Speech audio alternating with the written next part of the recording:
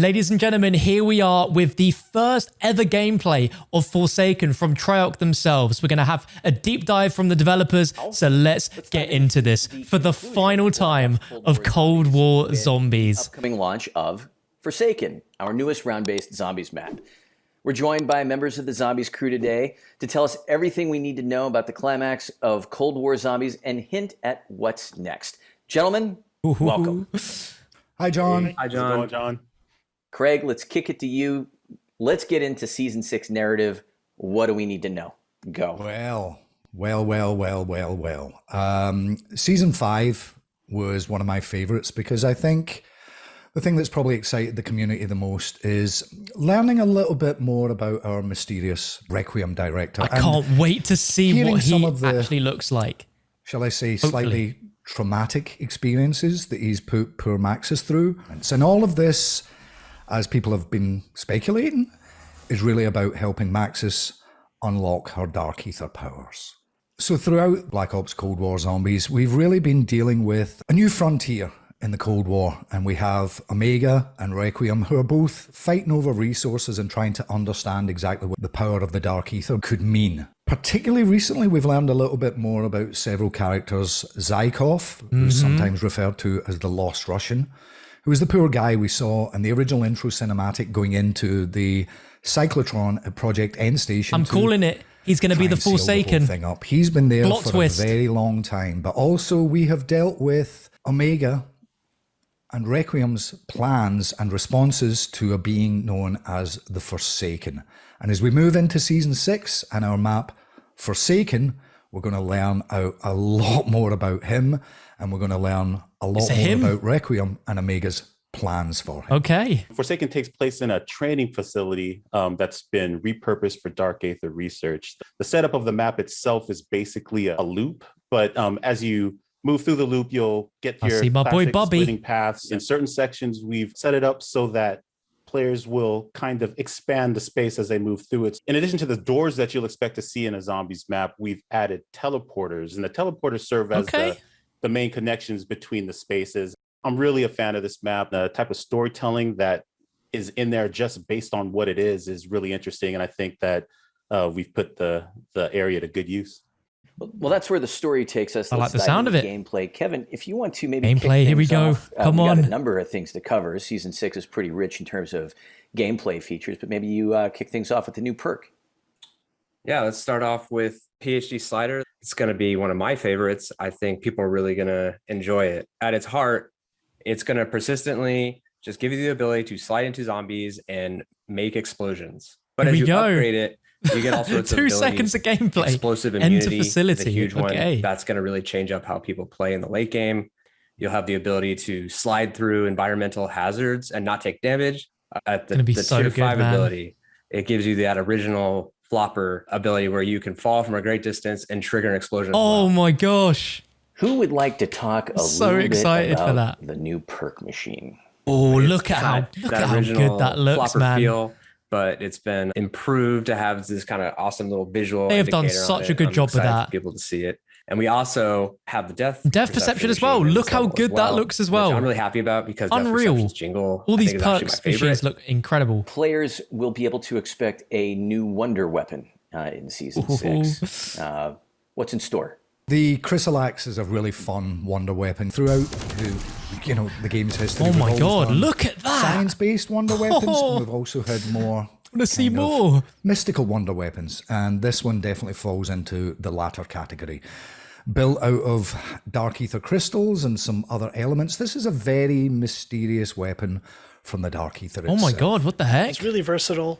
It has the melee mode, which is called the Chrysalax Savager, and that thing can just like mow through entire swaths. Oh my god.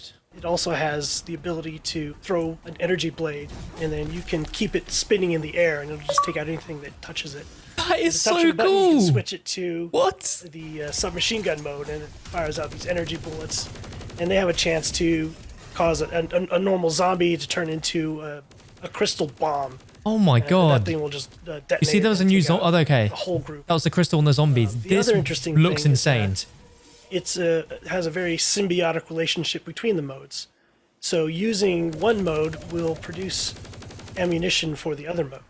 Mark, it sounds like That is the Chrysalax really isn't awesome. the only weapon that players can expect this season. Wow. Let me Sounds know what like you there are a think few down more below in the mix. comments of that. That looked insane. I can't a wait couple of new to try support this weapons out. this time around. The first one is the ARCXD. This They're thing calling is it the basically like ARCXD. but it's got a crystal on the back that pulses damage. I'd like to think periodically. that this It is going to functions be as used for a the monkey Easter egg. bomb strapped to Surely. the back of an RC car. So, you're driving this thing around the map. Zombies are following you. The pulse is throwing them off. You're, through skill trying to maneuver through them and keep the thing as alive as long as you want. It's just an awesome tool in the toolbox for the players. I love that. I'm intrigued, man. the I'm hand really cannon is intrigued. coming as a support to zombies. And staying true to its high caliber nature, its Basically role Annihilator. within the mode is going to be all about being super effective against specials and elites. So while it has limited fire and higher I love these skill to camera line up shots those they've got for the shots, gameplay. those- It's those very shots are going different. to deal massive damage to both like specials and bosses and elites. Kevin, if you could, catch us up on the challenges and the new intel that's in store for this season. With season 6, we're bringing a ton of new challenges to the mode, between a new set devoted specifically to Forsaken, and exploring and completing those quests, along with the new Dark Ops challenge.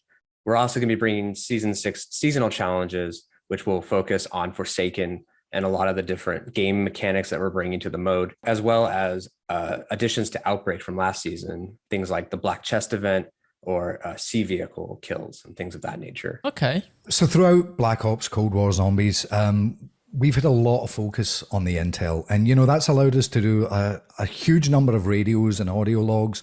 I'm not even sure of the exact number. I think it's well over 500 pieces of intel are going to be out there by the end of season 6. When we get to the end of season 6 and people kind of realize how all of these character stories culminate, I think they're going to look back on it very fondly. Craig, if you could elaborate a little Strong bit more words, on, man. sort of I agree. Outbreak and the impact always that happens. has had on the zombies experience over the course of the year.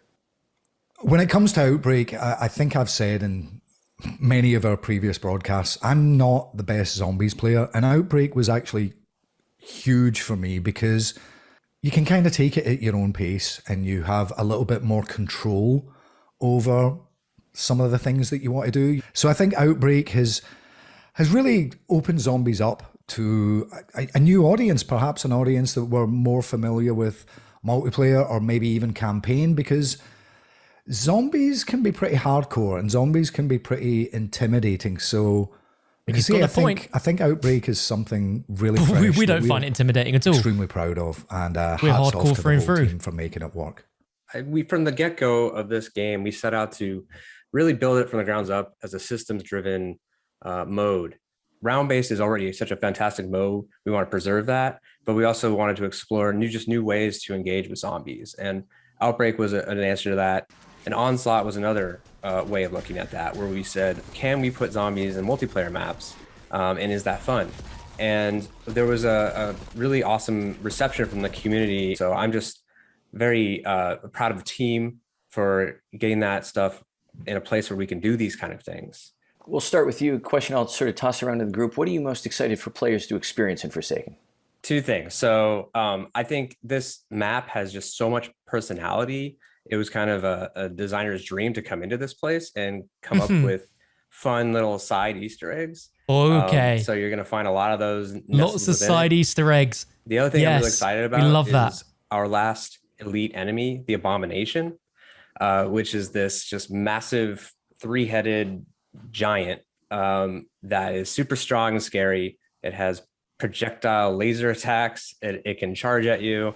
Oh, It's no. just this really fierce thing. It and when really does look enters like a the Magua, doesn't space, it? It starts to alter how you think. It looks and fairly easy to take engage out, though, with from that enemies gameplay. Anthony, let me kick it to you. What are you most excited for players to experience this season? I'm really excited for people to just experience the space. One of the things that I find interesting about this map is that this space has been chosen purposefully. It's almost the place where the veil between the dark aether and our world is the thinnest. And this is where they've figured out that for the goal for this map, what their plan that they want to achieve can be done here. So you'll see that as you play. I think it'll be a great effect. I think players will really get into it and really feel that mood.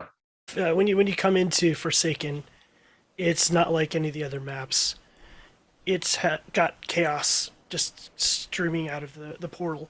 And the first thing you'll see is that rounds won't be held up by a zombie being alive. And you'll have to deal with that until you can get further into the facility. So it also offers this extra challenge for people who want to stay there and No Man's see how long Land? they can survive. No Man's Land? It It builds up sounds really like quickly. it. That's Craig, really cool. Let me switch things up a little differently for you. Taking a look at previous seasons, what are you most proud of? I'm really proud of the fact that in Forsaken, we kind of bring a lot of characters' story arcs and emotional arcs to a conclusion.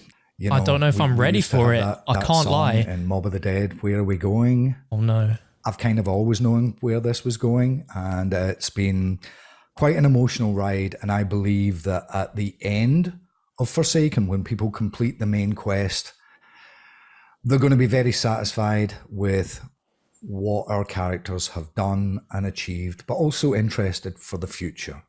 And when I speak of the future, the immediate future, It's the past. actually, and I don't know how much I'm allowed to say about it, but we obviously have Vanguard coming up very shortly, which is going to also deal with the Dark Ether story.